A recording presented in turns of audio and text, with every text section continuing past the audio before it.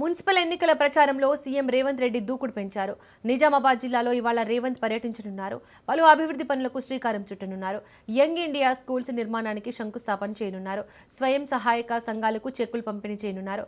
తెలంగాణ యూనివర్సిటీలో అభివృద్ధి పనులకు శంకుస్థాపన చేస్తారు. మున్సిపల్ ఎన్నికల ప్రచారంలో పాల్గొంటారు.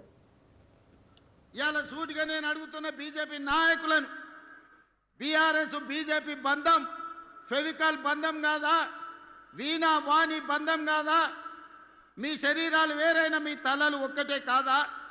మొన్న జరిగిన పార్లమెంట్ ఎన్నికల్లో బీఆర్ఎస్ చచ్చే అవయవదానం చేసింది.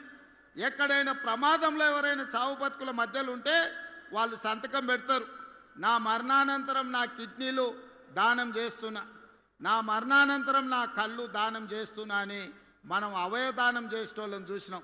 కానీ బీఆర్ఎస్ దరిద్రం ఏందో, పార్లమెంట్ ఎన్నికల్లో మా ఓట్లు మా సీట్లు బీజేపీకి దానం చేస్తున్నామని 8 మంది ఎంపీ సీట్లను బీజేపీ వాళ్ళని గెలిపించింది బీఆర్ఎస్ వాళ్ళు కాదా? వస్తున్నారు ఆనరబుల్ సీఎం గారు.